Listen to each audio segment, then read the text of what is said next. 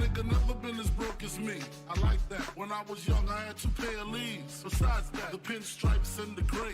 The one I wore on Mondays and Wednesdays. While niggas flirt, I'm sewing tigers on my shirt and alligators. You wanna see the inside? I see you later. Here come the drama. Oh, that's that nigga with the fake. Wow, why you punch me in my face? Stay in your place, play your position. Here come my intuition. Go in this nigga pocket, rob him while his friends watch it. And hoes clock it. Here comes respect. His crew's your crew, or they might be next. Look at they man, big man, they never try, so we roll with them. Stole with them, I mean loyalty. Niggas bought me milks at lunch. The milks with chocolate, the cookies, butter crunch, 80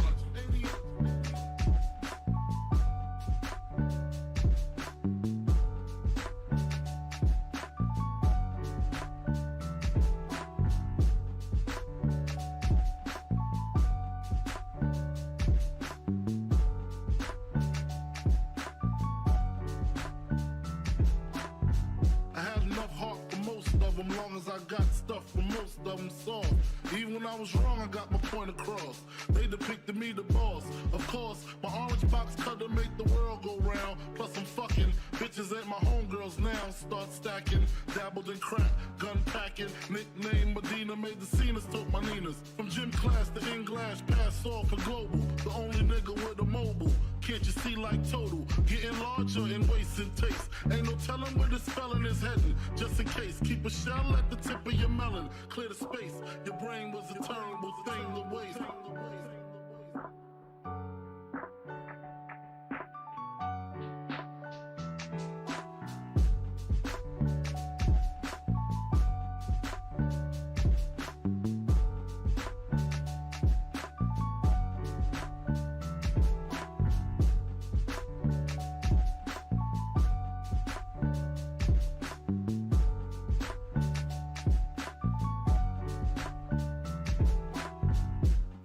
Realizing to master enterprise and I ain't have to be in school by 10.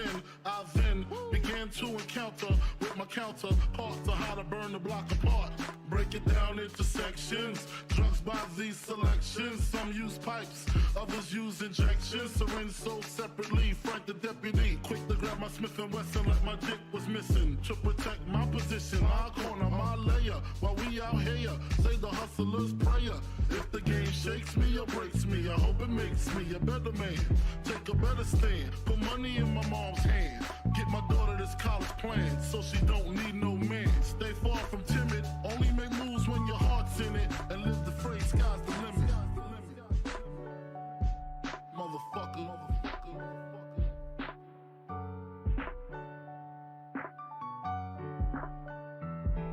88.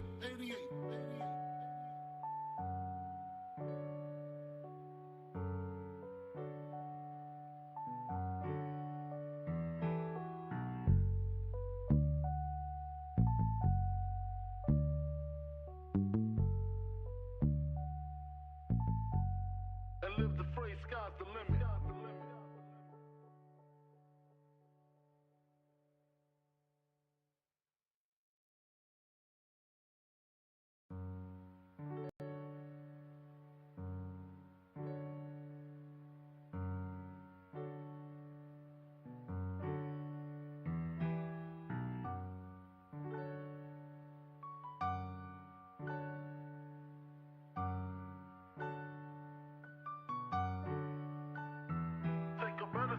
Put money in my mom's hand. Get my daughter this college plan, so she don't need no man. Stay far from timid, only make moves when your heart's in it. And live the phrase, sky's the limit.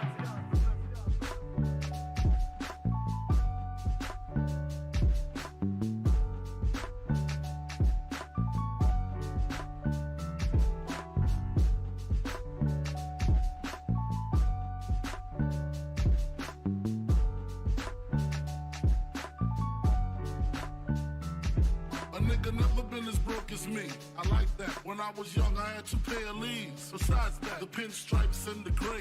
The one I wore on Mondays and Wednesdays. While niggas flirt, I'm sewing tigers on my shirt and alligators. You wanna see the inside? I see you later. Here come the drama. Oh, that's that nigga with the fake. Wow, why you punch me in my face? Stay in your place, play your position. Become my intuition. Go in this nigga pocket, rob him while his friends watch it, and hoes clock it. Here comes respect.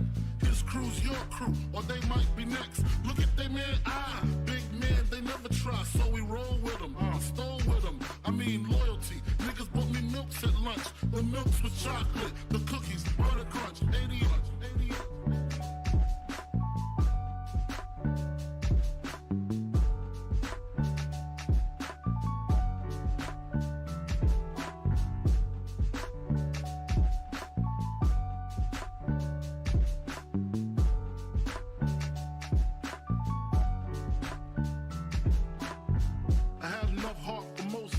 long as I got stuff for most of them soft.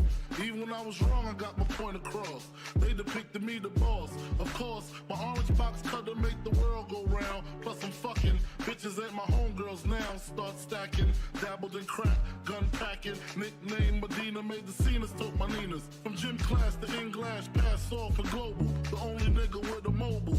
Can't you see like total? Getting larger and wasting.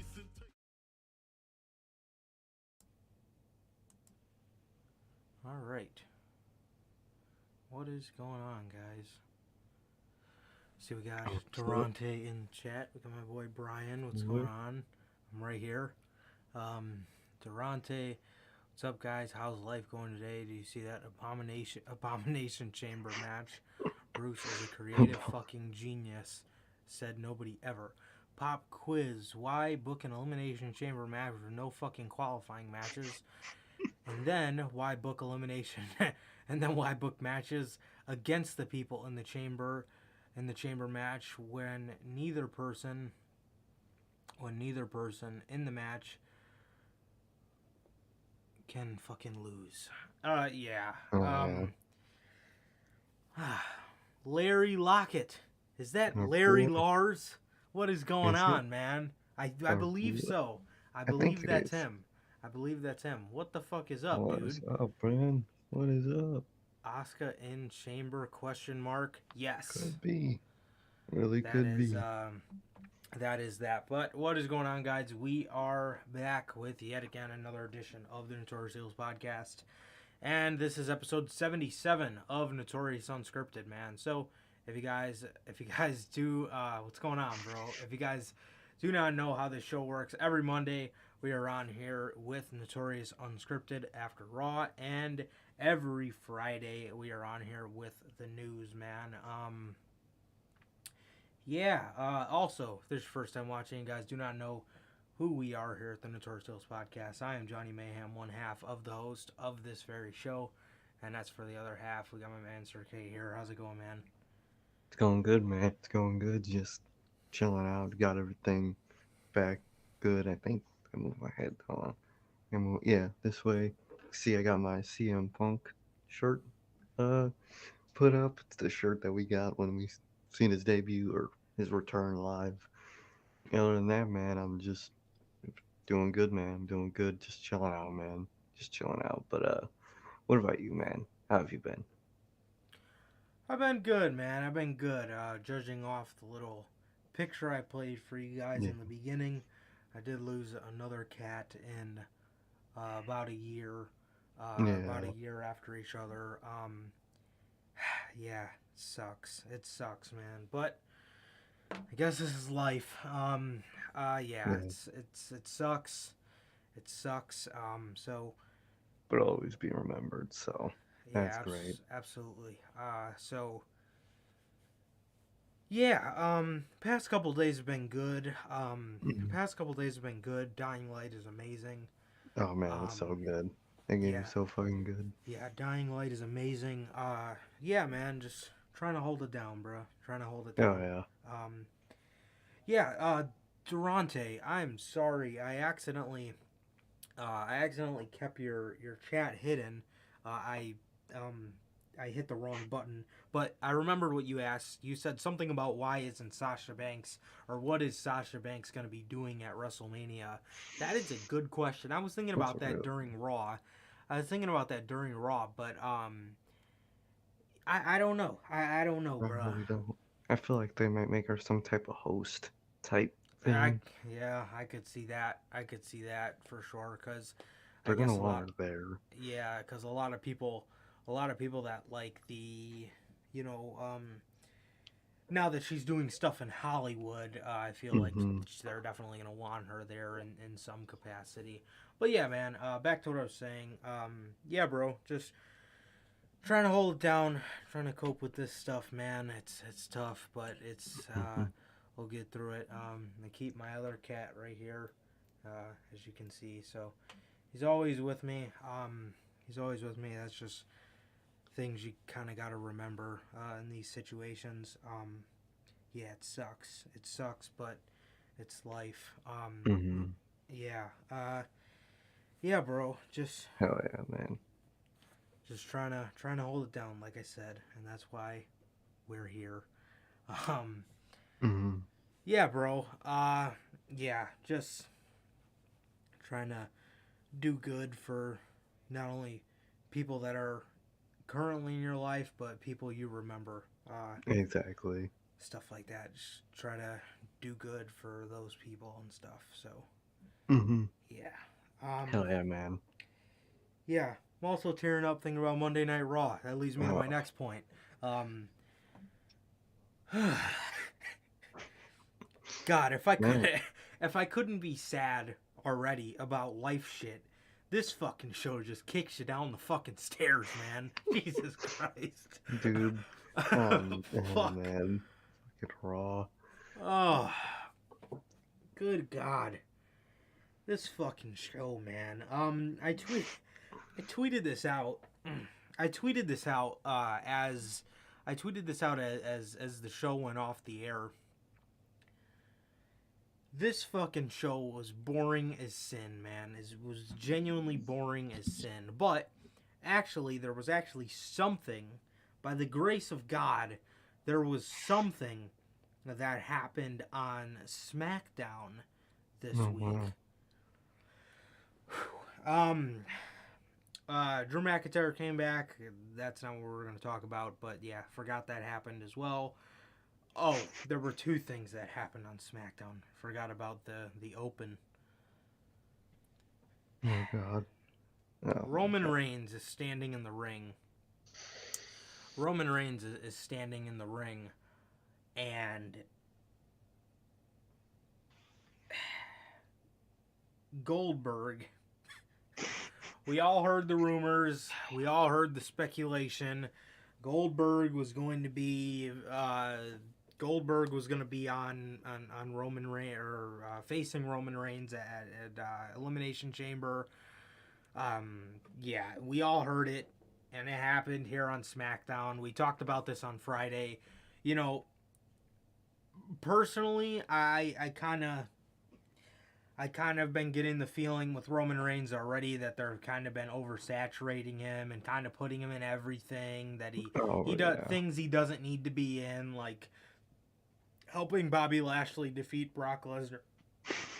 Helping Bobby Lashley defeat Brock Lesnar, just situations that he doesn't need to be in. And you know,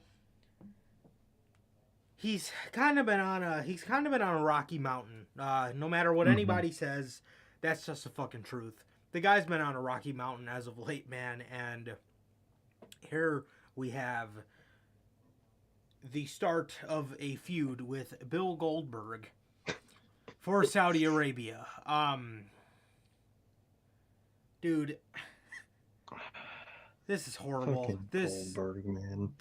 This dude, and if this dude couldn't try to sound any more badass, but in reality just come off like a fucking old dude trying to sound cool as fuck, it's Bill Goldberg, bro. This dude, bro. Roman Reigns, I acknowledge you. And he's staring at the ground the whole time, and he lifts his bald fucking head up with this evil grin as my next challenger. Like, dude, you don't sound badass. You don't sound cool as fuck. Like, dude, get out of here, bruh. Literally, what is this, man? What is this?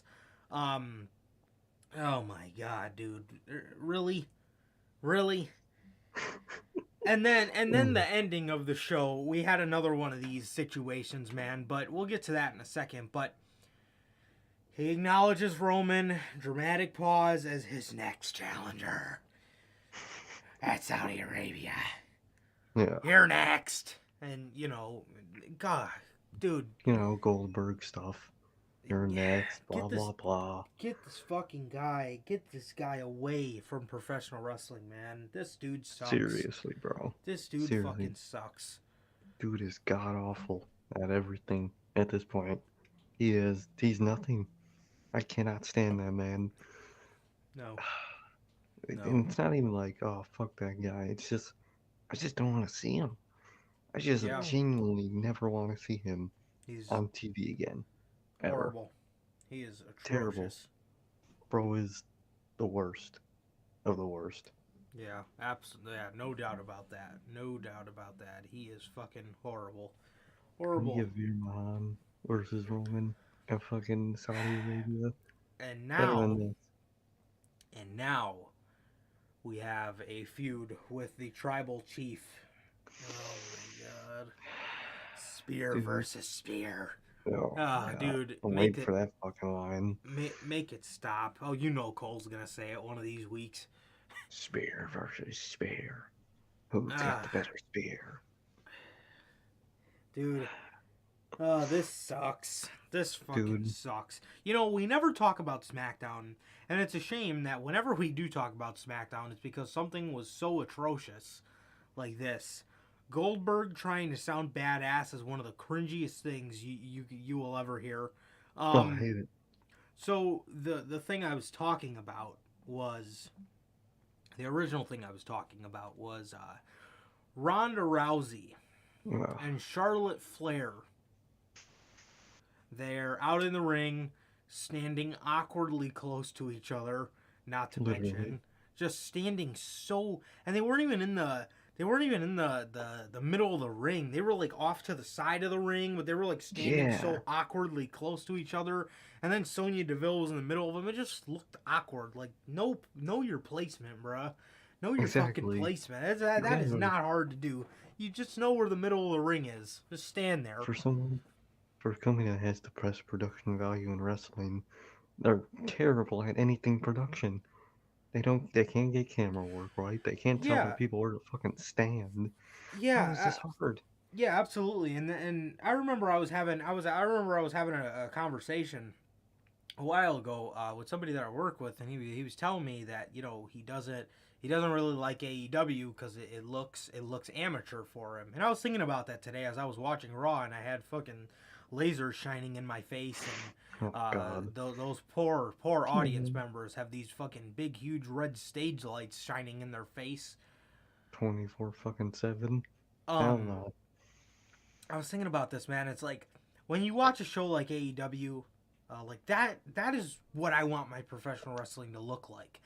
WWE, everybody uses this analogy all the time, but WWE is Broadway. WWE is exactly. WWE is like watching a fucking picture perfect, it's like watching a fucking play. They got all these fucking lights.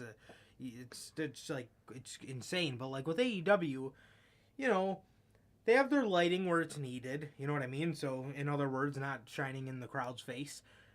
And it's dark, it's gritty, there's not fucking lights and trons everywhere. Lasers fucking shooting in your eye and shit. Exactly. So it's not that it looks amateur, it just that's how it looks like a wrestling event. Exactly. It looks like a wrestling event. It doesn't look like fucking wrestling fucking on Broadway. Concert. Exactly. Doesn't look like you're at a fucking Drake concert and there's fucking explosions and lasers and fucking this and that and fucking holograms and shit. I don't want none of that shit in my wrestling event. I want the ring. If I wanted to do that, I'd go to fucking Astro. Well, maybe not Astro World. I might not come back alive at all, but you get the point. If I wanted to see fucking explosions and lasers in my face, I'll go to fucking Astro World. I might even watch No Way Home again. The fuck? Good lord, man. Good lord. God. So they're standing awkwardly close to each other, and like you said, for this company who's supposed to have the best production value, I mean, man, they sometimes get it down with like camera angles and stuff. I don't know about the whole camera switches, but You know, Oh God, no. sometimes they a lot of times they know how to film, you know, the perfect visual of something. It's like fucking watching an action movie half the time. But Cut, cut, cut. but geez, man, I mean, with simple things like this, bro, with simple things like this, you know, you would think they would have this stuff down, but they're standing anyway. Enough of that. Uh, they're standing awkwardly off to the side, like I said, and you know, they're talking about WrestleMania or whatever, and who Ronda's gonna pick, and Charlotte's trying to convince her that it should be her because this is a big money match and whatever, God. this and that. And Ronda Rousey says, "I'll see you at WrestleMania, bitch." Oh God. Bro, when I watched this promo, I don't know. Well, I mean, I do know this, but my God, you think while she was gone for 2 fucking years, she would have learned how to speak? You would think. She's so choppy on the mic still. Like, Literally. dude, practice fucking promos. Cut a promo on your husband. Cut a promo on a fucking mirror. Cut a promo on your dog or so. I don't know. Practice. It's really not that hard. Especially if you know you're coming back, bro. If you know you're coming back, practice your promo. This is exactly why everybody was saying, oh, maybe it'd be cool to see Ronda Rousey with Paul Heyman back in 2018 because she couldn't talk then. She still can't talk. Literally, bro. Literally, like... She still can't, bro. Exactly. That's how I fucking talk to customers. Yeah. What's up, sir? Mm-hmm. What's up? It's over there. Like, that's how she's talking. I'm gonna face your title at WrestleMania. I'm gonna beat you. What? Show some fucking I will see you excitement. at WrestleMania, bitch. Like, dude, why do you sound... And I don't know, man. Ronda Rousey and the use of the word bitch. Oh, I mean, love that word, man. Goddamn, you know. I mean, you know, for AEW stars, you know, I know they curse definitely a lot more, but you know, they say smaller curse words, shit, simpler ones, stuff like that. You know, shit, damn, you know, they save the words like bitch for a moment when it's needed. I feel like Ronda Rousey says this every promo. I'm the baddest bitch on the block. I'm the baddest bitch on the planet. I'm the big time bitch. Or she said it so much since he's been back. It's like, dude, calm it down a little bit. Say, we already know you're the baddest bitch on the planet or whatever. So I already know that's her whole nickname. So you don't really need to say it every single promo. I'm the big bad bitch or the big time bitch, big money bitch, big bitch. I don't fucking know. Bitch this, bitch that. Fuck. Like fucking, hey, it sounds like a fucking old woman. Get us fucking flagged on Spotify again. Bro, we gonna get flagged a lot. But God. It's like, cut a promo, man. Cut a promo that's decent. Don't use the word bitch every 2 seconds. Try to get a talking like a damn middle schooler. Exactly, bro. That's how she talks. I'm gonna mess you up, bitch. At WrestleMania, bitch. What? He says it in every fucking sentence, bro. Sounds like fucking me in middle school. Fuck you, you bitch ass bitch. What? That's some shit Ronda would say, bro. Like, just say. I can't fucking stand that shit, man. Like Ronda, she gives off such like a I don't care to be here kind of vibe. You know what I mean? Genuinely. Like, why are you here? You don't need the money. Leave. Just take their fucking at-home money. I don't get it. Man. No, me neither, man. Me neither. Fuck Bill Goldberg, by the way. Yeah. Absolutely, dude. Absolutely. Fuck that guy. Taking a fucking dump is better than WWE television. Absolutely, bro. Absolutely. Yeah, what next? What? No, Raw. Christ. Yay. This I show love opens Raw. up. This show opens up with the Matt Riddle. What did they call this? The Quiz Bowl. It was kind of like Yeah. what's that fucking game called? Jeopardy, I think. Oh shit. Okay. Yeah, it was basically that. They got categories. They got categories on the board. They pick which category. A question pops up. This was okay. This was okay. See, I like. So this is just me nitpicking. Yeah, this is definitely a nitpick. But man, I like Chad Gable and I like his charisma. But isn't it just fucking annoying the way he says thank you? I don't think I Thank remember. you. Thank you. Oh Oh yeah. my god. Yeah. He says I that think. all the time. Not my thing, bruh. I love his Yeah. charisma. I think he's been doing great. But Jesus. Ah. Yeah, I I'll mean, have to get a clip of that. yeah, I mean, I understand I understand he's heel and he's trying to annoy people on purpose. You could tell that's kind of the point of his. He's trying to act better than everybody, and I get that. But man, fuck, that's annoying. That is Literally, annoying, bro. Hate that shit. So there was a bunch of questions. There was football questions that Randy Orton answered. There was the last question was something about growing a certain amount of grams, which Randy Orton answered correctly. So yeah. So this happened, and RK Bro won. And after this, they just went into a match with the Street Profits versus Alpha Academy. So, yeah, RK Bro won here. I think this means they won their rematch. But Oh shit. I think this Who means they knows? won their rematch. I don't. They didn't announce anything unless I missed it for next week, like another challenge. So I think this one might be. I think this one might be the last one. So kind of glad for that. Yeah, but yeah, this segment was entertaining. Chad Gable and Otis were being funny as well as RK Bro. So yeah, Oh man. yeah. Hell yeah, man. Hell yeah. Some actually entertaining tag teams, which is nice to see, man. Raw has a lot of good pairings. I will say that. They They got do. RK Bro, KO and Seth, Alpha Academy. They got some good pairings, man. They really do. Yeah, Do for they always know sure. what to do with them? Probably not, but usually they're pretty funny on TV, which is good, which is something to watch for. Eric in the chat says Liv Morgan's push is over. Yeah, Did it ever start? Goddamn. that's. I was gonna say that. I don't.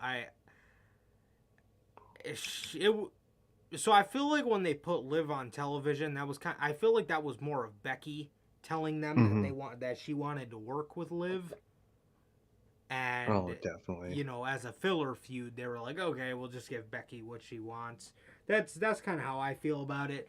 Liv is talented as hell, and I wish they would use her more.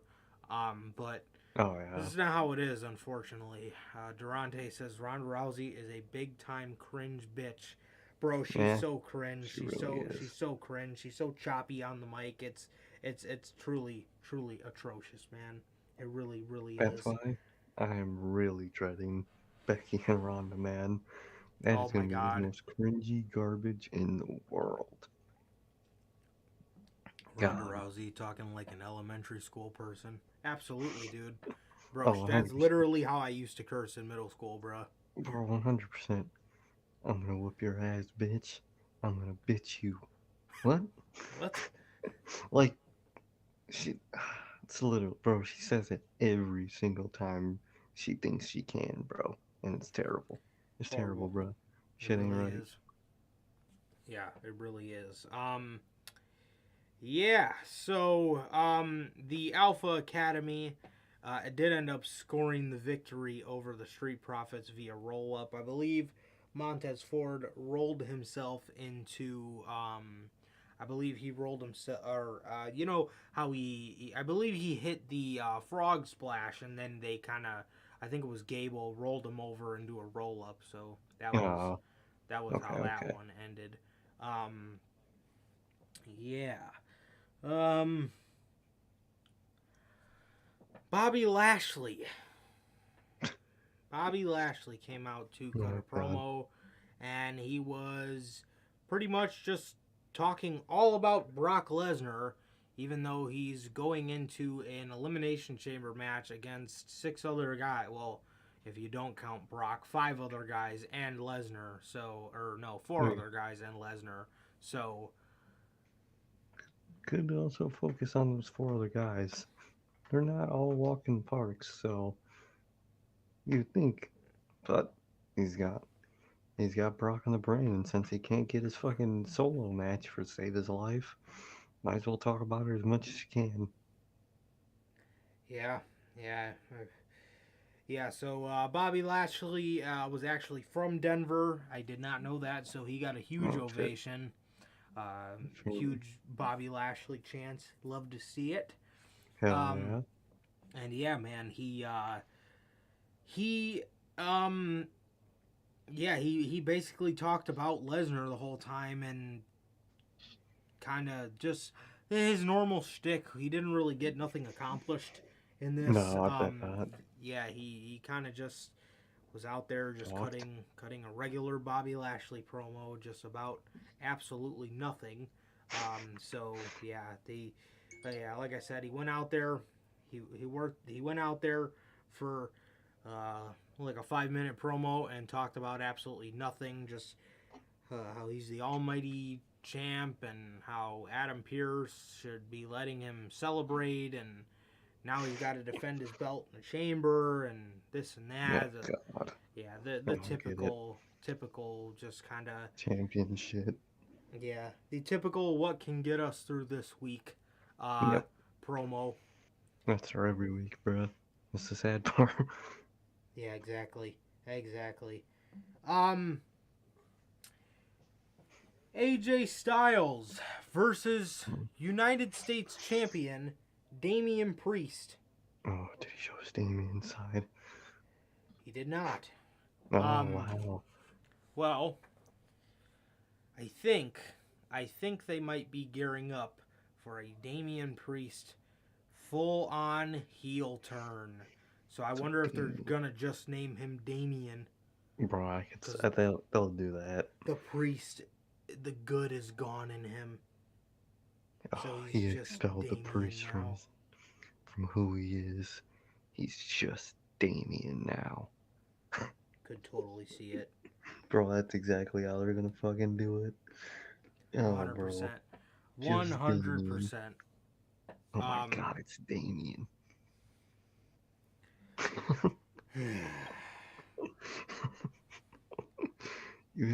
United States champion, Damien. I hate those fucking single names.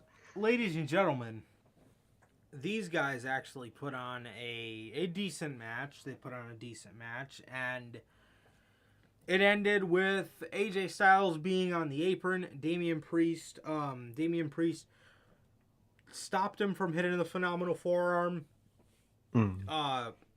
Priest would then hit the ropes, go to run back at AJ, but then he got caught with a phenomenal forearm, and that was it. And I like how we got a good AJ Styles win in just a random great exhibition match on Raw.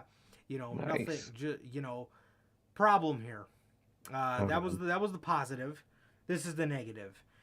The negative is Damien Priest is still the United States champion, and he's just losing clean in a non-title match. So now I want to ask you guys, what happened to the white hot Damien Priest?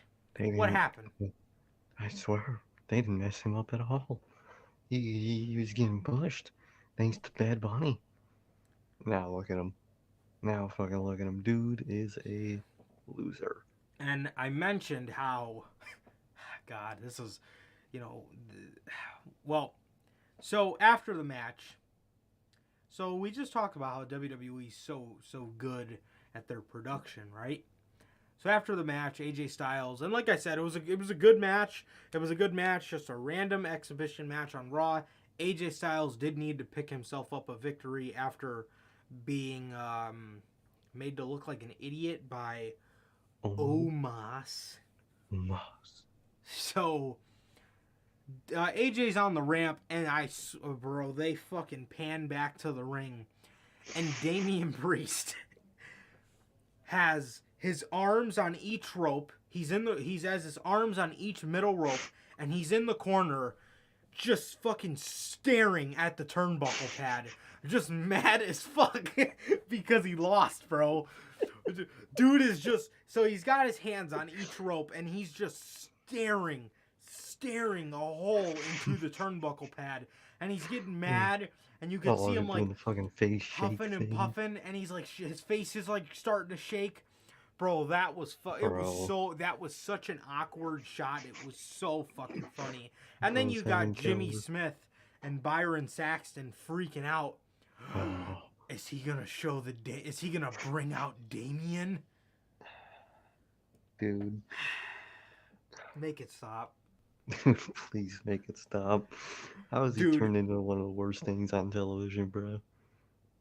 This dude has turned into Stan from the Eminem music video. Bro's just cool as shit one moment, and the next moment he's just flipping the fuck out. He's flipping out, dude, and that was such an awkward shot.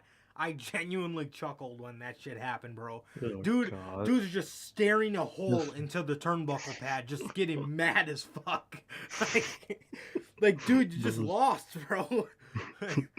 I'm dead, bro. That ain't right. Oh, why do they have to do that shit? You know, man? it's like his character's like a baby. Like, yeah, it's like I understand, like, when you know, like, if someone spits in your face and you get ticked, you know what I mean? But like, you just lost the fucking match. It happens. It's gonna happen. You work for WWE. He just fucking gets pissed. He'll just fucking turn around and just fucking go crazy. Yeah, dude. Like, Kevin Owens. I remember the one week just slapped him in the face, and he just goes berserk. Like, dude, you can do that in a match. That's not illegal. Or I remember one time he was in the same match. As a matter of fact, he was turned around. Kevin Owens jumped in the ring and gave him a forearm from behind, and he did the spot where he like doesn't sell it. And then he turns around all pissed off. Like, dude, why are you upset, bro? Why aren't you watching where he's at? Why are you mad? Bro, like when the fucking cartoons, when they keep banging their head, lose their memory, bang his head, gain the memory, some shit like that. That's really Damien Priest.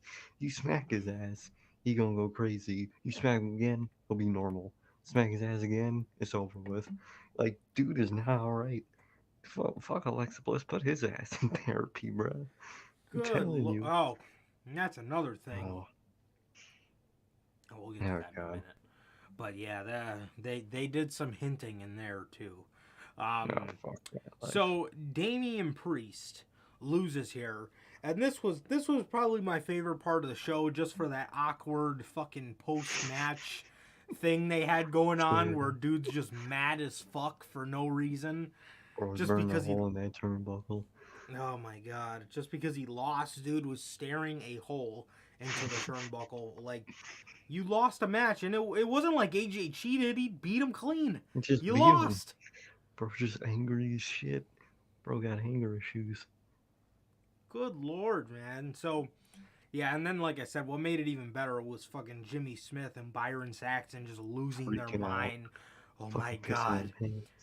Is he turning into his Damien side? Was he fucking Carnage? I was gonna say, was he fucking Venom? Was he Tom Hardy? The fuck? Just fucking turning into fucking Damien? Oh, what? The fuck? That shit is so weird, bro. Who comes up with this? My god. My fucking god, man. Yes. That was that. The Miz Oh has God. a Miz TV segment. Shocker. What other segment is he gonna be in? He has a Miz T fucking V segment with Dominic and Rey Mysterio. Why is this a thing? Remember when I said make it stop? Please make it stop. Make this, for the fucking love of God. The Miz was, no, I want to bring up that point when we get to the Becky promo, but Oh God. The Miz, dude, like,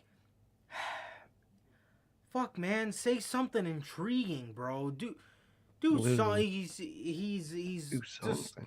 taking cheap shots. He's taking cheap shots at Ray, and doing his Miz shtick where he said, I'm a Grand Slam this, I'm a this, I'm a that, I'm a this. I should be on the posters. I should be doing all the media. I should be doing every fucking thing in this company. And I should be on the cover of 2K22. And then he pauses like he just said something fucking earth-breaking.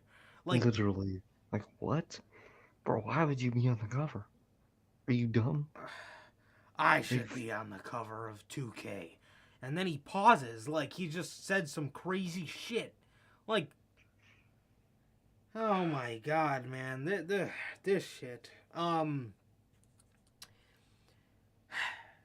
So, he challenges Dominic to another match. Dominic says, I accept. They both stand up and get in each other's face, and Miz says to Dominic, hey, you're looking a lot taller than your dad. You're looking a lot taller than Ray. Are you sure you're not Eddie's son?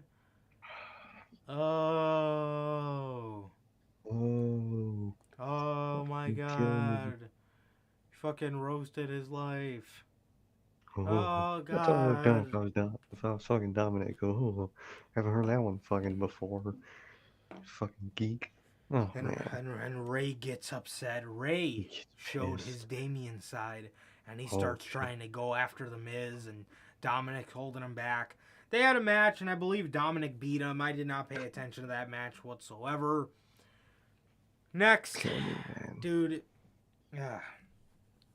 There's a little more I want to add to this, but we'll get to this for this Becky promo, because it definitely ties in with this one too. One of my gripes.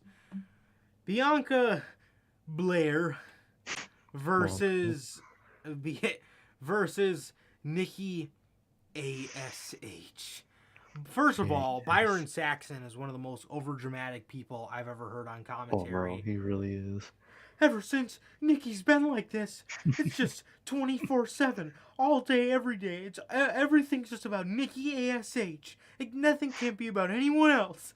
Bro, dude, you sound like a little kid, bro. You sound like a little fucking kid, man. Like, just shut up, bro.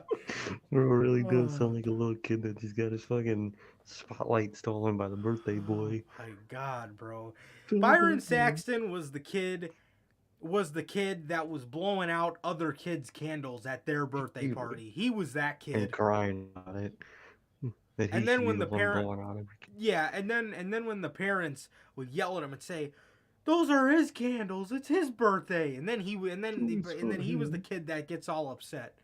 Fuck you. He really was like, "Fuck you." I would die.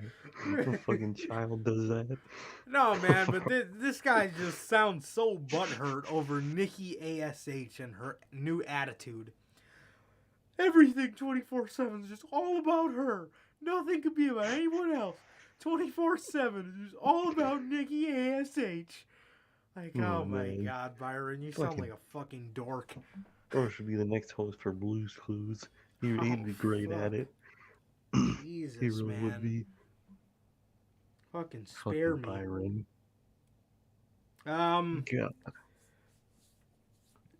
Okay, so I was waiting to bring up this point. There's 6 women in the Elimination Chamber match, 5 that have been announced. Two of those women in the match are Bianca Belair and Nikki ASH. Mm-hmm. Bianca Belair beats Nikki ASH. She's going in to an Elimination Chamber match where she can win a shot at the Raw Women's Championship at WrestleMania. Okay. And she's losing on Raw. Yep. Shocker. You couldn't have had Bianca Belair just win a random match against Dana Brooke, Tamina, somebody that's, I don't know, not in the Elimination Chamber match. Somebody that's not a potential number one contender for Becky Lynch at WrestleMania. And Nope. based off people that are in this match, I'm going to say 100% without a doubt, It's the mystery. Becky Lynch is going to be the winner at WrestleMania. Not only because news hit that stuff they wanted to do for WrestleMania 39, but there's absolutely no fucking reason or no way any of these women in the match, even with Asuka in there, if she is going to beat Becky Lynch. There's no way. The whole story will be her beating Asuka, if it is Asuka. That'll be literally the whole fucking story, because she has to win. Kill me, bro. Whatever Becky does, I don't want to watch it, man. Get the fuck out of here. No, man. So, if Liv Morgan wins, she ain't winning. Bianca Belair, who's the rumored opponent for Lynch at Mania, she ain't winning. And then if it's Asuka, unfortunately, Asuka ain't winning a damn thing either, because these people want to do Lynch versus Rousey at Mania Hollywood. Yay. I want to Lynch. I want to Lynch myself. Fucking hearing about that dude. Those promos will be so bad.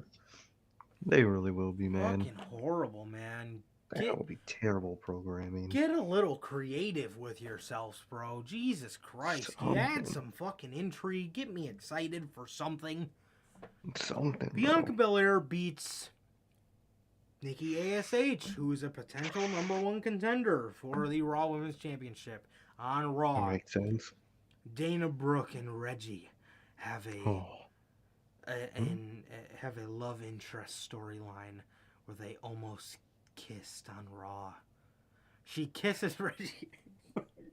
I just looked up and seen your face, bro. I just seen your head just drop. Bro. Oh, what? Christ, Why? dude. Help me, man.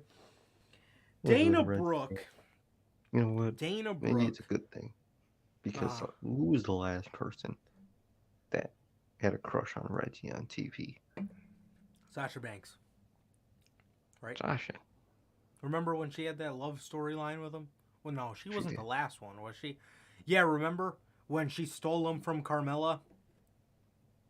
Yeah, but I think it was just like using his ass. Yeah, I mean, yeah, that's true. To Carmella, but the one that actually liked him in storyline. Hold on, don't tell me. I'm kind of interested. Wasn't it? I know. Who the hell? Damn, what the hell was this guy doing a couple months ago? It was a decent minute ago. Was it,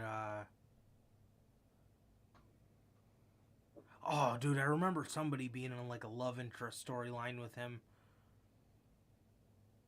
There was also a good... Oh, go ahead. Was it Tamina? Close. Natalia? Close. No. But you're close with Tamina. Someone that was close to Tamina. Kamina? Fuck.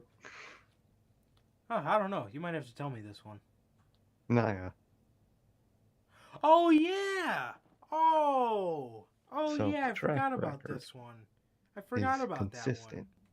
What will happen to Dana Brooke after she's done with Reggie? Maybe that could be a positive. Maybe she could be gone. Where she belongs. Oh, yeah. 100%. I don't know, man. Fucking Reggie, bro. That poor man. I don't know how he does it. Bro must be getting the bag, because I couldn't do it.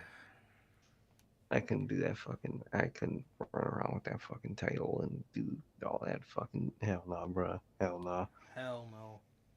Hell no. I It forgot sounds about miserable. Nia. Damn, I completely forgot she existed. Um, Same.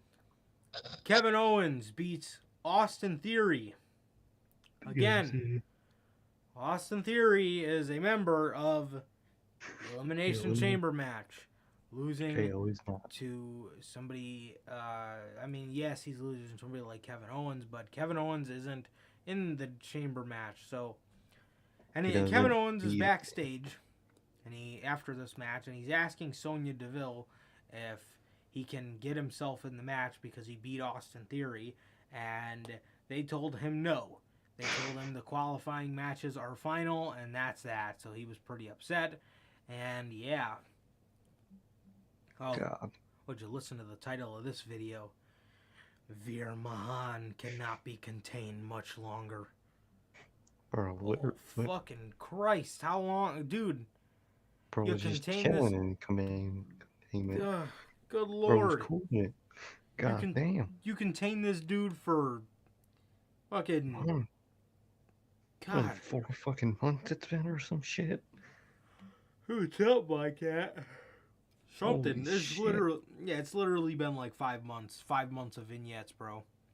Bro's not in containment. That man's in captivity. Living life. The fuck? Alexa Bliss learns to control her anger. There was I need to learn to do that when I'm watching the show. So I was scared. I was scared because before the show came on, I heard they had 9 therapy segments that they had for tonight's show. I only caught 3 of them. I may have missed one. Let me know if I did in the comments. I may have. That post was about just tonight? Yes. I thought they meant like 9 as a whole for the whole segment thing they were doing. Fucking 9 and there was supposed to be. There was supposed to be. Oh my god. They probably split it up in this week and next week, is what I'm gonna guess. Yeah, so next week, or maybe next week, we'll get another 3 during the show, and then next week we'll get another 3. I don't know. But Alexa Bliss, I mentioned they did a little teasing, and Alexa Bliss, and in the beginning of the show, they had her with the pigtails and the makeup and stuff. In the next clip, they had her looking a little more goddessy. That's good. But she still was kind of dressed like, evil is mine, Alexa, I guess. I don't know what the hell you call that era of her. Alexa? Yeah. And then in the last one, she looked pretty much like the goddess era of her character again. So they did a little bit of teasing there, a little bit of foreshadowing with I guess the direction of her character. And yeah, that was that. Either way, this should be trash. And exactly. Yeah. So either way, she sucks. But as long as she's not Lily anymore, I'll fucking take it. I'll take anything at this point. Honestly, bro. Hey, we got Logan. What's going on, Logan? What? How are you? Just came from JD's pod. What are we talking about? We were talking about Alexa Bliss trying to control her anger on Monday Night Raw. That's what I think about Alexa Bliss, bro. God damn. Lita. As Michael make Cole me says. fucking fall asleep. Yeah, for real. Lita's out here saying she has one more run. And they played a video package before she came out on the February 7th edition of Monday Night Raw. I don't know why this whole thing need to be played on this night of all nights just so she can come out and cut a promo. Exactly. They played this thing about how she's breaking barriers down and. Oh God. Apparently everyone breaks barriers down, bro. Apparently Everybody in barriers this don't company. exist at this point. How could they if everyone's breaking them down? God damn. Where are these Yeah, barriers at, bro? I gotta know. yeah, for sure. Uh, Lita and Becky Lynch, or Becky Lynch ends up coming down to the ring to confront Lita, and we get the whole, your idols become your rivals. Ugh, And Becky bro. Lynch is talking about, I looked up to you, and you never treated me wrong. You always believed in me, and I can't believe you're trying to take this away from me. I looked up to you. I never thought you would do this. Now I'm gonna have to end you. And I bring this up with the Miz thing as well. Can we cut some promos with some intrigue? Can we cut some promos that's gonna have me on the edge of my seat, waiting for what you're going to say next? Can we put people on the mic that are actually good? And that's a shame that I say that while talking about Becky Lynch, of all people. Somebody who was a great promo. A great fucking promo years ago. And now here we are. And the same thing with The Miz. It pains me to say that about him too, because we've seen his full potential. Guy's fucking great. And here he is, cutting just atrocious promos, man. And It's like they don't know how wrestling works. there's Like, Becky, that's how a feud is. That's what a feud is. Are you stupid?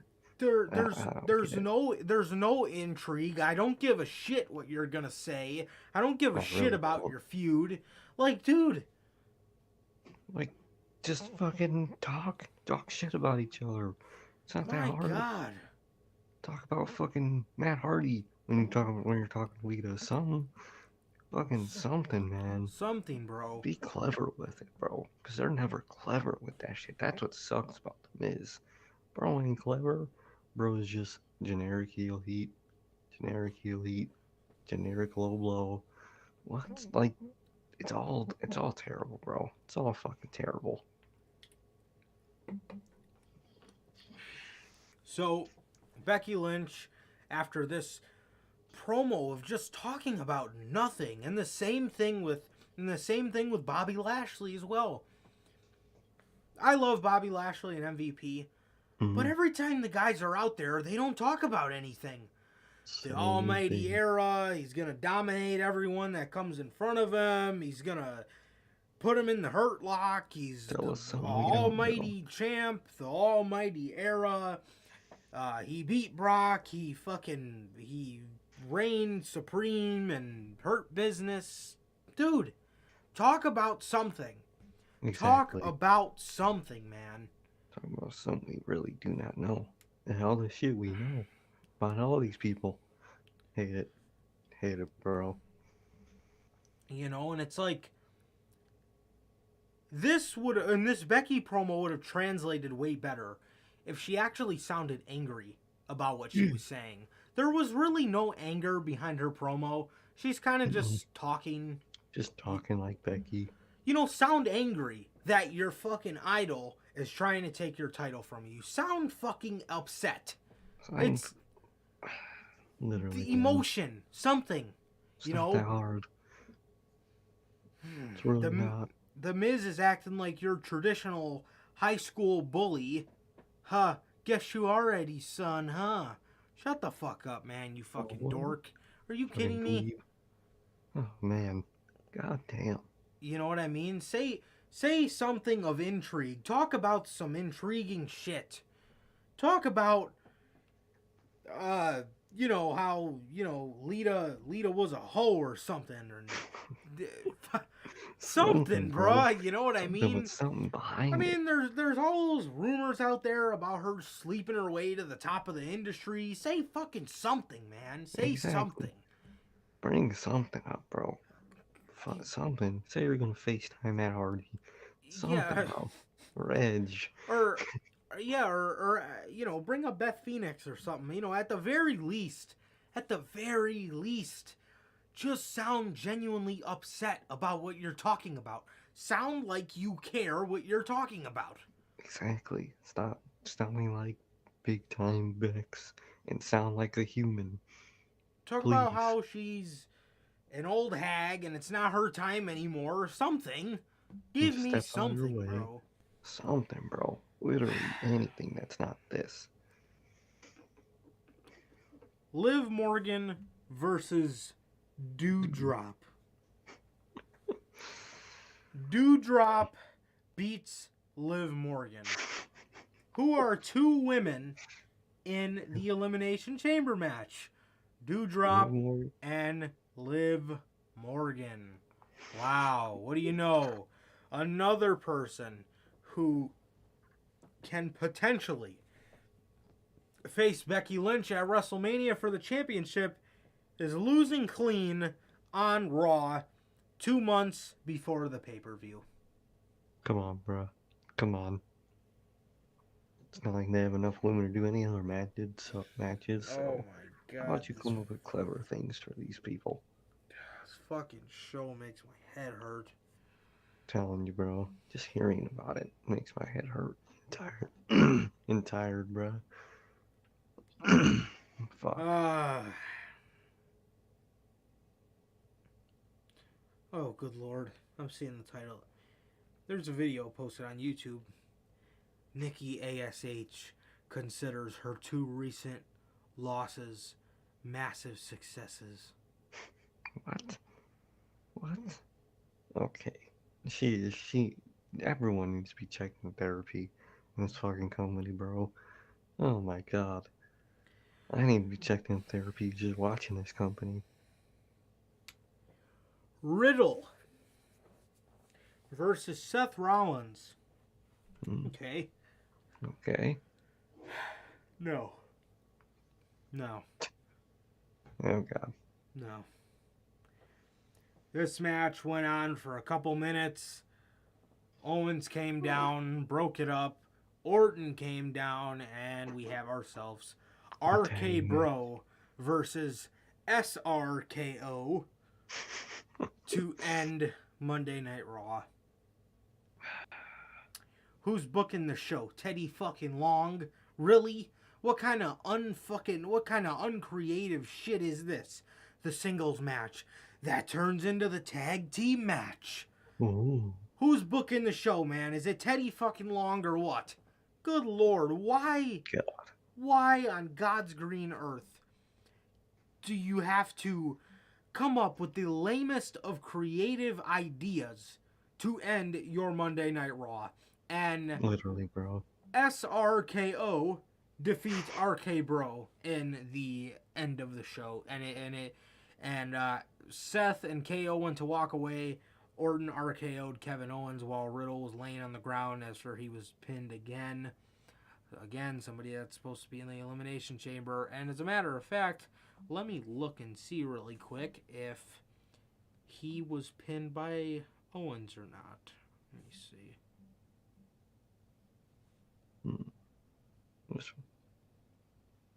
Alright, well, at least he was pinned by Seth, but yeah, but still. That's a little better, but still, he's still in the Elimination Chamber. Either way, it's not fucking good. Exactly, Either way, bro. it's ridiculous, dude. Fucking ridiculous, this company. It really Matt is, Riddle man. loses, Kevin Owens gets RKO'd, and that's how the show went off the air. God, fucking terrible, man. It really is. I don't get it. I don't get how they could write TV that bad. Man, I don't know if that episode of Raw got a thumbs up or a thumbs down for me. I don't know. Oh, man, I don't know. You know what it got a thumb of? It's got that Orange Cassidy thumb. I don't give a fuck thumb. That's what it got.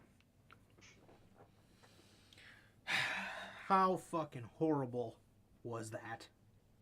God. How fucking horrible was that episode of Monday Night Raw? This shit ain't right, bro. Terrible. Every week, just terrible. Atrocious. Atrocious, man. So yeah, as for the women's elimination chamber, though, I do believe that it will end up being Sasha, not Sasha, Jesus, Asuka, to Hmm. take that spot. For Most sure. definitely. Logan in the chat says he hopes it's Bailey. I would hope it's Bailey, but Yeah, it's gonna have to. They're gonna have to lose to Becky. So I say save Bailey, because either way, they better not be doing title versus title for Becky and Ronda. One of them got to go to the other brand whenever either fucking. that Hmm. or Ronda won the Rumble this year, so she's not gonna win it next year, and it might be Becky. Oh yeah, that's what I was gonna say. Let fucking Bailey come in after Mania, beat her at SummerSlam, Bailey's champ, and then Becky can go do the Rumble, something like that, bro. Just because if it is Bailey, she's gonna have to lose to Becky, and that would really piss me off. Yeah. um, Dynamite. Finally, This was the episode of Dynamite that we were supposed to attend. We did not and get to could not. attend the show though because of the snowstorm. And what do you know? This week it's completely clear. So What a fucking of course, of don't fucking course. don't the odds of that just suck? They couldn't wait a week. Mm-mm. Shit ain't right. Uh, John Moxley. Well, yeah, we'll talk about that at the end. John Moxley comes out to face Wheeler Yuta, Oh yeah. and he makes his entrance amongst the Chicago fans, and then Wheeler Yuta comes out with Orange Cassidy. And who's standing next to Orange Cassidy? Danhausen. And poor soul. Dude's already Danhausen. What the hell did we literally just say last week? If you don't want Danhausen to, if you want Danhausen to stand out in AEW, don't fucking put him next to Orange Cassidy.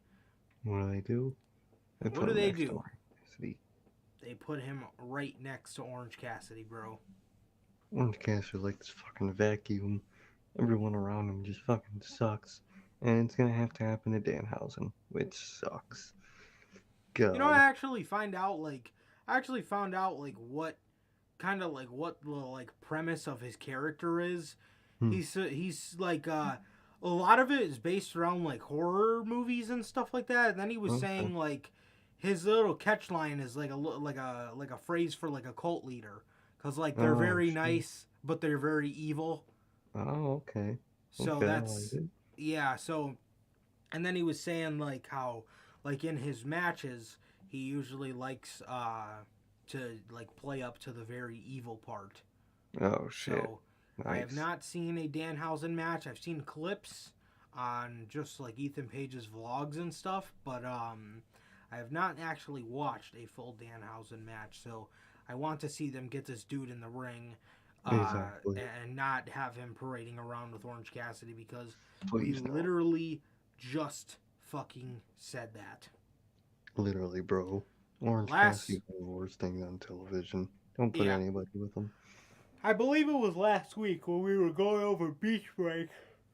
I believe it was last week when we were going over Beach Break, man. I mean, we said then, if you don't want Danhausen to work out in AEW, pair him with Orange Cassidy. And what do they do? They pair him with Orange Cassidy. Exactly. Shit ain't right, bruh. Shit ain't right. Come on, TK. Come on now. John Moxley makes quick work of Wheeler Yuta. Oh, yeah. And while he's celebrating, Brian is standing in the corner of the ring like a badass. That was dope, how he just kind of was standing there. Hell yeah. he gets on the mic and says, do you guys want, talking to the crowd, do you guys want to see myself versus Jon Moxley? Everybody goes nuts. Bryan says no, because he feels that why should they be fighting when, if together, they could create the next generation of wrestlers. He said, a guy like Wheeler Yuta, he's parading around, coming out here with jokes, with Orange Cassidy, with Danhausen. He says, who was the other guy in the group? Daniel Garcia. Yep. Daniel Garcia. He said, we can take Daniel Garcia away from 2.0 and train him the right way. Lee Moriarty is a guy who we can take away from Matt Sydal and all their high-flying bullcrap, and we can teach him ourselves and create the next generation of professional wrestlers. And he said to Mox, he knows that it's a lot to handle right now, so he doesn't need to give him an answer right now, but think about it. He drops the mic and he walks away. I would love to see it. I really would. I would love to see it. Whether it has Mox in it or not, I think it would be cool if it had Mox in it, but whether it has Mox in it or not, give Bryan that faction with all of those guys. Literally, all of them. bro. Every single one of them. Wheeler Yuta, give him Lee Moriarty, who is fucking fantastic. One of the most underappreciated guys, in my opinion. Give him Yuta, give him Moriarty, give him Garcia, and Nexus, bro. Exactly, bro. Or one of the things that you mentioned, and it's so true, give him a good version of Diamond Mine. Exactly, bro. Exactly, that's what it could be. Diamond Mine, but good. Not with fucking the Creed brothers. Yeah, and if you wanted a fifth guy in it,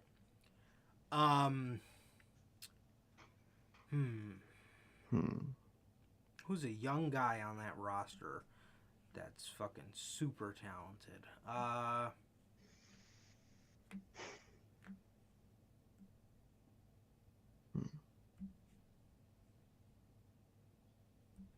It'll come to me, man.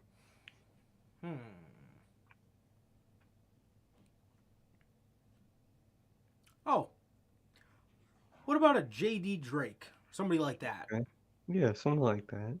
Most definitely. Since Peter Avalon was released, or contract expired, you know, the whole wingman thing was not good at all. This guy was coming out there wrestling in fucking slacks.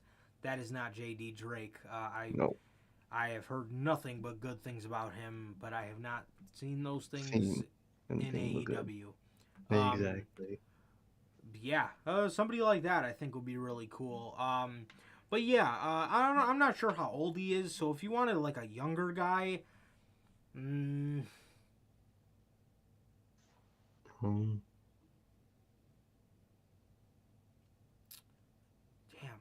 trying to think of somebody that's like very technical that I feel like could be good with Bryan. Someone I'm just forgetting. I know I am.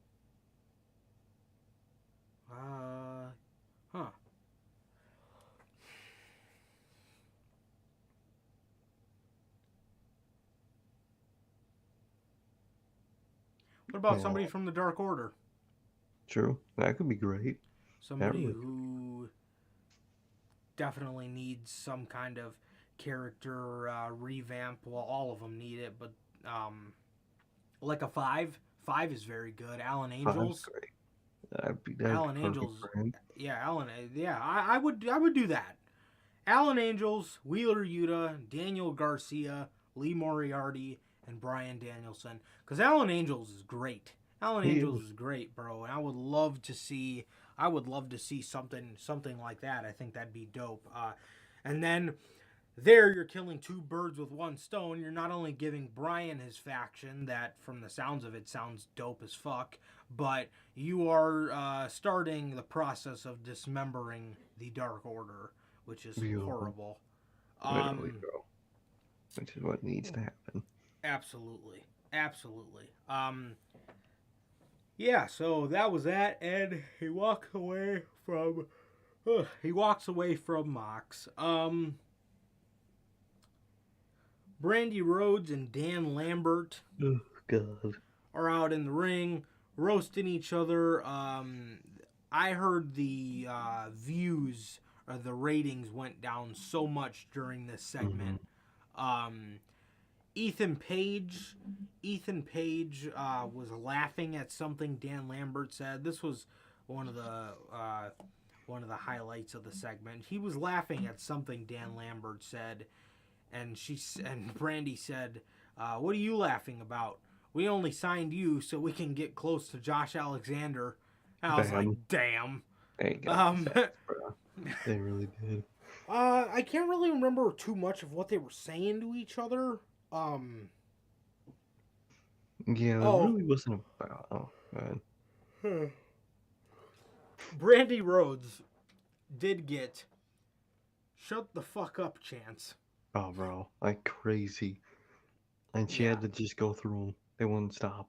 It was amazing. Yeah, they wouldn't stop, bro. They really wouldn't. And man, it seems like every time Cody comes to Chicago, this dude is, whether it's him or his family, they're just getting ripped to shreds, bro. They ain't welcome here, bro. It's just how it is. They're welcome, but they ain't. You know what I mean?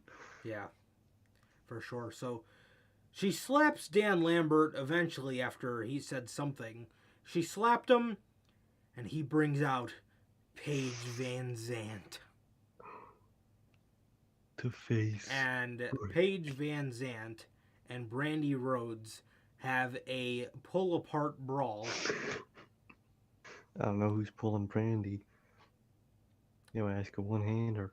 Just think about that.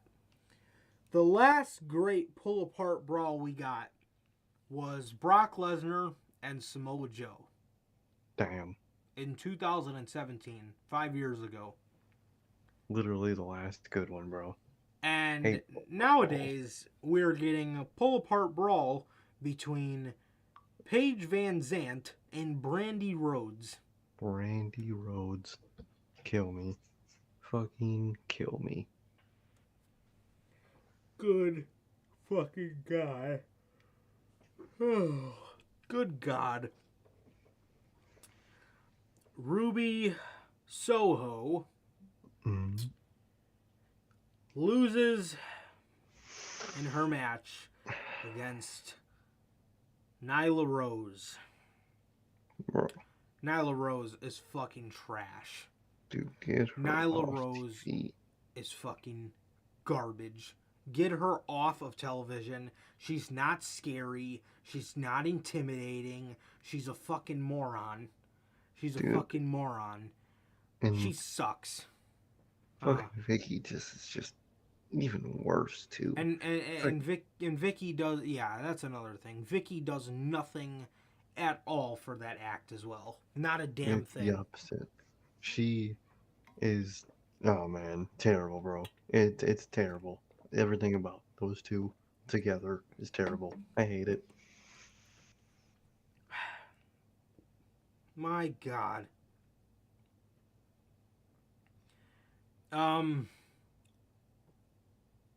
Ruby came out and Lars Fredrickson was in the crowd.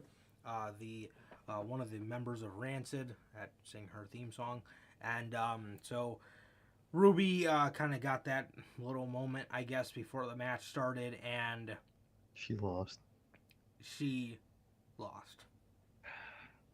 Because Vicky put Nyla's foot on the rope. Ruby went out there to try to yell at her or something, and Nyla Rose grabbed Ruby by the hair, pulled her in, gave her a beast bomb, and that was it. Nyla Rose is so trash. Please let her contract expire. Please. She is atrocious, dude. She is atrocious. She is really just not good. She really is not. I'm going to start calling her Nyla Jax. Hey. Nyla Jax. That's going to be her new name, dude, because she is just as unbearable. Maybe not in the ring, but as far as her character and Just stuff like as that, unbearable. is just as unbearable as Nia Jax, dude. She is so bad. She is so bad, man. Truly. And Ruby.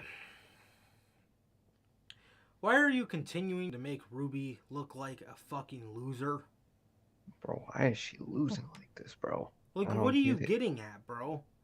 What is the if point? if you wanted Nyla Rose to pick up a victory in Chicago, you couldn't have put her against fucking Anybody that Layla isn't Hirsch Ruby? or something. Red Velvet? Somebody. I Come mean, on, man. Come on. seriously. Seriously, bro. The Kings of the Black Throne. The Kings of the Black Throne take on Pac and Penta L0M. Oh, man. Good fucking name changes. Who the hell won this match? Was it the House of Black? I think it was, yeah. Let me see. I believe it was. I think it was too. Oh, yeah. Okay.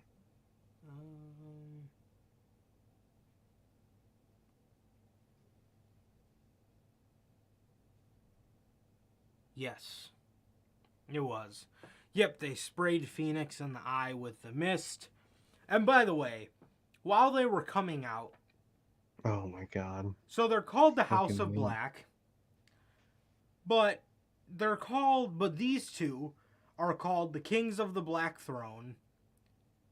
And their nameplate on this episode of Dynamite said, the Knights of the Black Throne. Bro, what is going on? Pick a fucking name. What the fuck Please. is their name? Pick a fucking name already. My Hate that shit. lord. I hate that shit, bro. Just call them the House of Black. Just call them the House of Black, bro. It's not that fucking hard, bro. It's really not that hard. No, it's really not. It is really not that hard, man. Call them the House of Black. No need to confuse everybody with all these names. They put on a damn good match though with Pac and Oh, yeah. Zero M. Oh, And God. at the end, in the end, they sprayed him in the face. They sprayed Penta in the face with mist, and they hit him with that suplex power slam move that they got going on. But Pac wrestled the first half of this match blind and then just took it off and was wrestling like normal. I don't know what happened there, but it is what it is. I don't know why Bro. he came out blind and just revealed himself to not be blind. But he won, or he lost. He technically his partner lost, so goddamn, man. But it was a good ass match, though. Definitely. Yeah. Hangman's in the ring. He's cutting a promo with Tony Schiavone, and he calls out Lance Archer. He talked a little bit about how his fight was going to get canceled. Why do I keep yawning, bro? Same, bro. Shit. Yeah, he talked about how his flight was going to get canceled. He talked about Dan Lambert and stuff like that, and Dan Lambert and Lance Archer. And Lance ended up coming out, and him and Hangman got into a brawl. Hangman kind of had the upper hand to begin with, but then he just got obliterated. Lance choke slammed him on the steps. He had a pretty bad ass whooping, bruh, ahead of his Texas death match. I believe he gave him a blackout through the table. That's ringside, and yeah, that was that for Hangman, bro, for this week. So, carried up to the. Oh my god. You're not mad for that for another main event loss. I was gonna say Lance Archer. Lance Loser is gearing up for another for another main event match that is a loss. So Everybody loses, bro. Goddamn. that they really need to put that in the open to his theme song. Everybody loses. fucking Lance, bro. They gotta stop. Honestly, bro.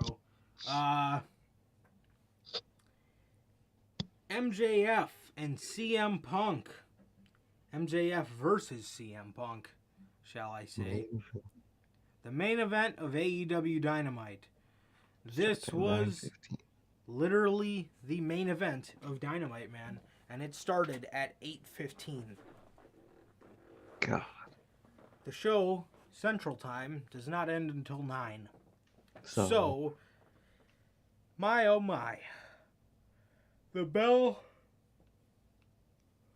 rung by 8:20.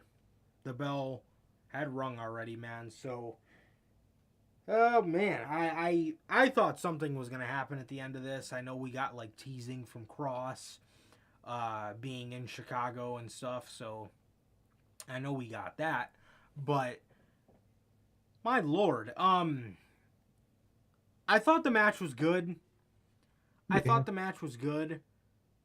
However, and I like how he beat CM Punk. I like the moment of him sitting in the ring crisscross. I love it. Oh yeah. But 45 minutes? Not with these two, man. Not with MJF, bro. No. He's amazing in the ring, but not for that long. Yeah, MJF is great in the ring. Don't get me wrong. CM Punk is great in the ring. But there's guys you put in those matches, and there's just guys you don't. Like, if this match would have been a 25, 30-minute banger, it would have been great. Man, it would have been amazing. It would have been great. Exactly. But that first match, technically, just cheap way of dragging the match on for no reason. Does not need to be this long. Yeah. Just for MJF to say he beat CM Punk in however long minutes. He had however long minutes of wrestling in one night. Like, yeah. Bro, it's just a cop-out. Come on. But it was a good match at its core, man. It was just way too long. Fucking too long. Yes, I agree. At its core, it was great. It was a great match. It had a great ending. They told a great story. Another thing with MJF, and they did this a lot with Jericho. I don't know if this is. I don't know if this is made to be a thing with MJF. Oh my God! Can I stop it? I don't know if this is happening by coincidence, or I don't know if this is just one person creative getting the same bright idea. Stop overbooking MJF's matches. Exactly. Meaning, him using the ring and stuff like that. Like, at this point, that's kind of just a part of his moveset. You know what I mean? Basically. Like the ring. So, it makes sense. And, his ways of cheating are different. I've never seen somebody choke the other person with their wrist tape. Very fresh. But, it doesn't need to be multiple things in a singular match. Yeah. You know what I mean? But with MJF, like I said, stop overbooking his matches. Meaning that him winning the match, celebrating, and then you restart the match. It's like, why do you have to do all this? Like, why? Just have a match. Just have a match. Just wrestle the fucking match. That would have been way better. It makes him more enjoyable to watch. Come on, man. Come on, you don't need all this extra shit. You really do not. It does, man. It does. And you don't, like you were just saying, you don't need all this extra shit. Just let these guys wrestle. But I don't know if this is an unpopular opinion or not. I know a lot of people love this match. And like I said, I did love the match at its core. But I just thought there was a little too much mixed in there. I thought there was a little too much mixed in there, man. And then I heard a lot from the people in attendance that this match dragged on. And although I thought the match was good for what it was, it's hard for me as a viewer to stay invested for 47 minutes with commercial breaks. You know what I mean? Like, Exactly. if I'm watching the match straight through, I'm sure I can get into it. We've got into many 40-minute Man, classics. You know what I mean? exactly. On pay-per-view. But, man, with the constant commercial breaks, it's hard to get through. And then I heard from a lot of people in attendance, man, that it kind of just dragged for them. It kind of just dragged. They felt like it didn't really need to be that long. And it didn't, bro. It really It really didn't. did not. You know, it's nothing against MJF and Punk. It's Just just that there's not guys you put needed. in those matches and there's just guys you don't. You know what And I those are mean? just guys you didn't need to. And It's that these, simple. yeah, and these two guys, I mean, their promo work and stuff speaks for itself. Their character work and their promo work speak for itself. They could have went out there and had a 30-minute classic and shaved Exactly. the other 17 minutes off that you didn't need. But 47 minutes? That's a long ass Jesus. time for those two. They do not need that long. They really do not. Short, sweet, and good. Shit ain't not short, but not long is what it is. Yeah, and you know, that's another thing too. It's like you just did this Exactly. less than a month ago. Well, at this point, under a month ago, with Bryan and Hangman. Mm-hmm. You know, leave these crazy long matches to New Japan. That's kind of their style. That's their It's groove. their thing. You know, with, like I said, with commercial breaks and stuff like that, it's just put it on pay-per-view, hell yeah, but don't be putting this stuff on Dynamite. You already don't No. have TV time as it is for, Exactly. a lot of people. So I That think, like I 17 minutes said, could have went into a lot of things. yeah. So, the other 17 minutes, like I said, could have easily been shaved off, and it would have made for something that was a little more easier to get into and stuff like that. And like I Most said, I'm not saying definitely. I didn't like the match. No, it was good. I'm not saying I didn't like the match, but I It's thought not the how match I was, would have done it. yeah, for sure. I thought the match was great, but I didn't think that they should have had them go out there for 47 minutes and wrestle. These just are two guys that you don't really put in that situation, and it did drag. The Mm-hmm. coronation at the end was great. Him awesome. beating Punk and finally outsmarting the ref was great storytelling, and they told a great story. But a lot of that could have been shaved off, man. I mean, Oh yeah. this isn't New Japan. You know what I mean? That was even then that was a criticism in New Japan for a long time. You watch Wrestle Kingdom, and the show is fucking. They got all these matches, and the show ends up being yay long because each match is fucking an hour and a half long. Like, Jesus Christ. Exactly, man. Use it when it warrants it. Don't overuse it. And with this, you don't want to do this too much. You don't want to No. do this too much, man. You don't want to constantly have near hour long matches, on every Just to say Dynamite, you man. did it, man. What made it special with Bryan and Hangman is that really never happens. So Yeah.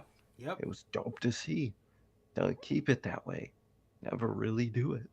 Do it very rarely. Absolutely. Absolutely, bro. And that was AEW Dynamite for the week. Like I said, it's a shame we could have went, but the episode was good. I thought they were gonna do something crazy, being that was free agent day, and I don't know if those plans got scrapped or not. But regardless, they didn't do them. Just a quick rundown of Rampage. Ricky Starks beat Jay Lethal. Darby Allin helped Sammy Guevara fend off the AHFO with Jose and Isaiah Cassidy. Jose. Dude's a legend.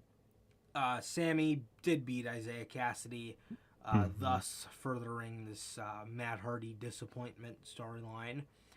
Mercedes Martinez and Thunder Rosa wrestled, and Mercedes Martinez ended up getting herself disqualified. And then Adam Cole squashes Evil Uno Gets on the mic afterwards and says, I'm tired of being a joke. Thankfully, I'm glad you've seen it. Thankfully, man. Thankfully, he said it. Yeah, he said that his loss to Orange Cassidy does not count to him, but it did piss him off.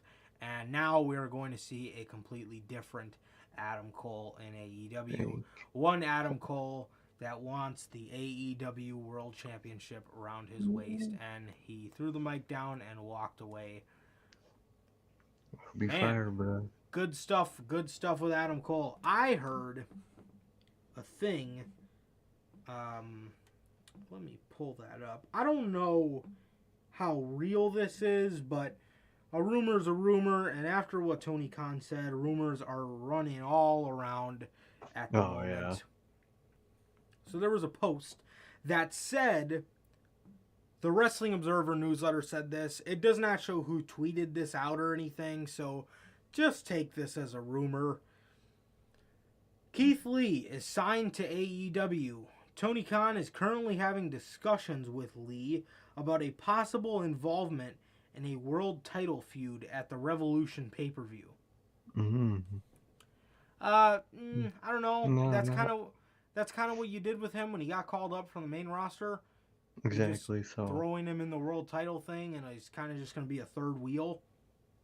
Yeah, I wouldn't put him in there instantly. If anything, I'd have him win the TNT title first. He would be an amazing TNT champ. Yeah, and especially too, if, well, just to start you guys off with this, I know everybody's seen it by now, but just to go over it, Tony Khan tweeted out that, there's going to be a mystery, let me pull this tweet up.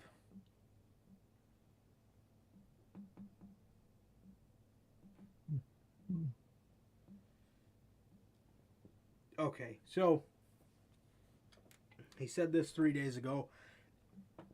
After Rampage, there's 3 tweets.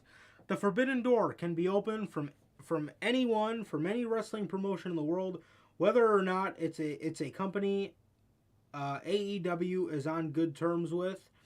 Even if it's someone from a company that's open for business, they're also welcome to slam the door in the face of their prior company. Next, he tweeted out a picture of Isaiah Cassidy versus blank, ? And he says, with a great showing in tonight's AEW Rampage TNT title bout, Isaiah Cassidy has earned a qualifying spot in a match for the Face of the Revolution ladder match with a TNT title shot at stake. His opponent will debut on Wednesday, plus sign a contract with AEW. Isaiah versus ? On AEW Dynamite.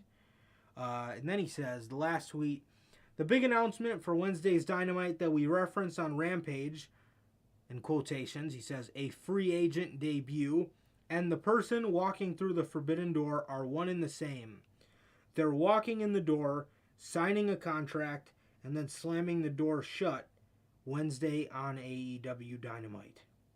Man, oh man.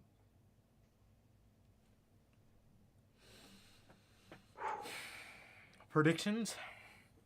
Weird. I think. All right, guys, that's gonna be it for this episode. Veer. I'm dead. Fucking Veer. I think definitely Keith Lee, bro. Just point. Really? Who else gonna be, man? I really do. Couple runners up. Mustafa Ali. Oh, Shane. Everyone's saying him. I could see it, but no. I don't want it. If it's not him, I'm done with AEW. Like, for real. Oh yeah. Truly, if bro. I don't see Shane McMahon taking the title from Hangman Page at Revolution, this company's doing something wrong. Telling you, bro. They really are, man. It's the truth. No, yeah. Facts. Truly, man. I think we all know 4 people between Keith Lee, Shane McMahon, sadly, but he's an option. That could happen. That could happen. Jeff Hardy and Mustafa Ali. Cross.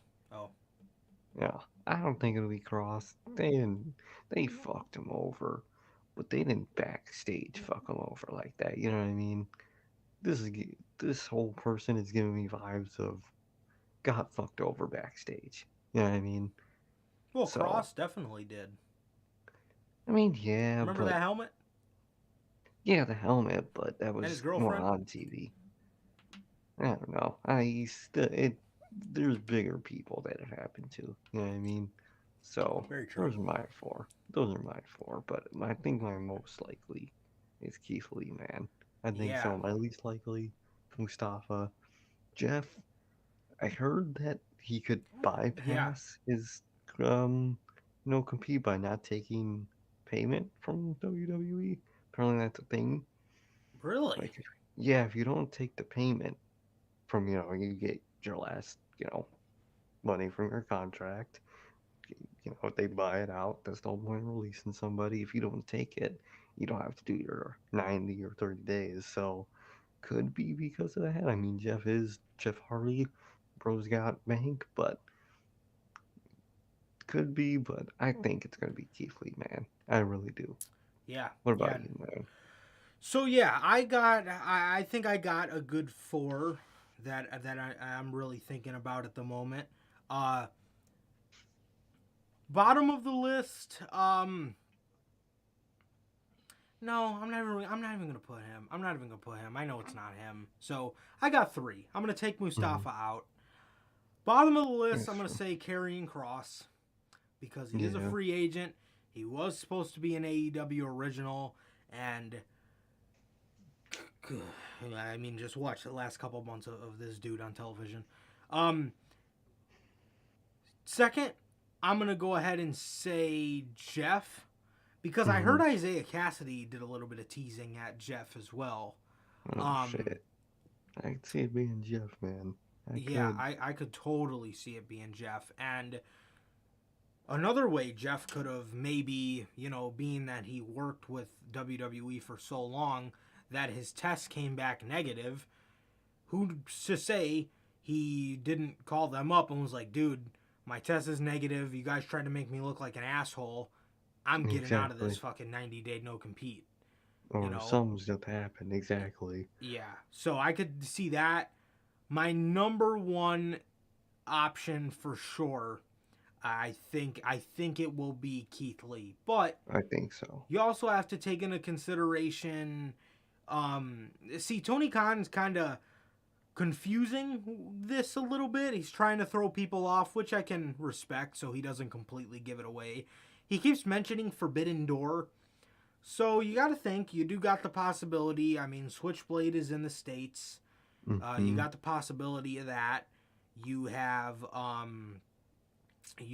the possibility of Osprey's been talking about. Osprey's been rumored for AEW for a while, as whenever he is done with New Japan, this is probably going to be his next destination. And then I seen a lot of people saying Okada. I don't know. No, please If Okada comes in, it's going to be periodically. It's not exactly. going to be, Okada's not Full signing time. a contract with AEW. And for that No, same reason, I don't think it'll be Osprey. And for that same reason, I don't think it'll be Switchblade because all these guys are under contract, so they can't sign a contract with Tony Khan. But exactly. when TK says free agent, you know what? I do got a fourth, and I'm gonna still add his name to the. I'm gonna put him on the bottom. Still, I'm gonna say Johnny as a fourth, but he's my Could be. bottom. I mean, Yeah. he's definitely at the bottom of the list. It'll go Johnny, Cross, Jeff, and Keith. Yeah. So Johnny. The reason I would say Johnny as the bottom of my list because that's a guy that was not Treated really well. fucked over in WWE. Kind of like Exactly. Adam Cole. He kind of No just did reason his for him Triple H to run. He kind of did his exactly Triple leave. H run, had fun. He knows Left what's when. coming, but Mm-hmm. he doesn't have any bitterness towards the company, so he just No. chose to leave. So no reason to slam the door in the face. Yeah, I Yeah, mean Johnny would never do that. yeah, but So I mean, like I said, the three guys that are at the top of my guessing list would definitely fall under that category of being creatively wronged in WWE for sure. Yeah. It's not gonna be Mustafa Ali. No, I would be isn't it? shocked if it was. It's not going to No, be Shane it's McMahon, not. people. God, no. Kill me. Kill me. Yeah, but those guys are at the top of my list for sure, man. Those four. But Tony Khan, like I said, with the whole signing a contract with AEW thing, and then he also said a free agent signing. There's a lot of free agents out there. I mean, there's Lots even of them. Bray. I don't think they would have Bray's first match be against Isaiah Cassidy, but I'm trying to get to the point. There's a lot of free agents at the moment. There's a lot of free agents, but I think those four are definitely my front runners. But my main prediction, I think it will be Keith Lee. Keith Lee. I think he wins. But then you got to think too. Whoever beats Isaiah Cassidy goes into a ladder match. Jeff Hardy is very synonymous with the ladder match, but I don't see him doing any championship stuff. No, Single. I don't really see him.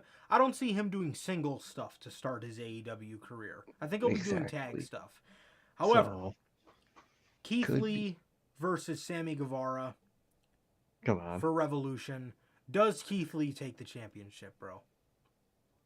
Yes, I would say. Agreed. Definitely. Yes, 100%. because already Chris Jericho is stepping on Sammy Guevara's TNT championship reign again. Already, bro. The dude won the fucking thing last week. 2 weeks ago. 2 weeks ago, he won it, and here we are. And he show up to Inner Circle stuff again. And he's going to an Inner Circle fucking war council that has nothing to do with him. Bullshit, man. However, I think it will be Keith Lee. Same. Like I said, and does Keith Lee take the championship from Sammy? Yes, he does. Most definitely, bro. That's what I would say. Absolutely. Easy. So yeah, man, let us know what your guys' predictions are. This is going to be a very, very intriguing episode of AEW Dynamite. Does this Keith Lee stuff go on first, or does it go on last? This mystery thing. I'd say put it on first, because the crowd will just be wanting that shit all night. Yeah, you don't. Yeah, you never want to. You never want to put yourself in a situation where the fans want to hijack the show. Exactly. For Jeff Hardy, or chant for Keith Lee, or Johnny Wrestling, or Mustafa Free Ali. Exactly. Or, you never want that, fucking money. Oh, bro, they're gonna be singing that. I want to see Shane just bury everyone in the company. Dude, I want to see him walk in. And it's crazy too, because there's genuinely people that think that this shit's gonna be this. See, this is the part where people create a little too much hype for themselves, bro. Oh, 100%. People think this shit's gonna be Triple H. People think it's gonna be Shane McMahon. Like, yeah, Triple H is gonna come in and face Isaiah Cassidy. Shane McMahon's gonna come into AEW and face Isaiah Cassidy. And then another thing as well, Keith Lee, Tony Khan's been up with his diversity as of late. Exactly. So, black male performer, debuting black male performer. You have your big swole segment of the week, the diversity segment of the week, with Isaiah Cassidy versus Keith Lee. So, but Jeff makes a lot of sense. Jeff makes a lot of sense as well. Mm-hmm. I could definitely see it, man. I really could, man. But I really think it's gonna be Keith Lee, man. I really do. I think so. Yeah, like I said, Jeff doesn't make any sense to be put in a TNT Championship ladder match. You don't want to put a 40-something-year-old Hardy in a ladder match for his second match in AEW. And then, I don't see him doing singles stuff. So it kind of, No. I mean, he can always lose that ladder match, but that kind of, the guy just debuted, Exactly. So, most definitely, man. Most definitely. Yeah, bro. But yeah, I mean, I think we're gonna see Mr. Keith Lee, man, and I think he will be taking that championship from Guevara on March Oh, 8th. 100%. And I think they might be debuting Keith before Revolution because they got some shit for Revolution. Exactly, bro. And when I say they got some shit, I think they got a lot of shit. I think so, man. I think so. Yeah, man. So yeah, let us know what you guys think, and I think that's everything for the week. I think so, man. Hell yeah. So with that, I guess that is going to do it for. I guess that's going to do it for this edition of Notorious Unscripted, man. This has been episode 77 of Notorious Unscripted, ladies and gentlemen. Once again, it has been always a pleasure for my Johnny Mayhem. And I, Sir K. And that is going to do it for this edition of the Notorious Heels podcast, ladies and gentlemen. This is going to do it for this edition, the 77th edition of Notorious Unscripted, ladies and gentlemen. Please like, comment, and subscribe. And you guys will see us Friday. And we're going to most likely talk about who was the mystery man. So, exactly. Again, please like, comment, and subscribe. And we will see you guys on Friday with the news. We'll see you guys then. Peace.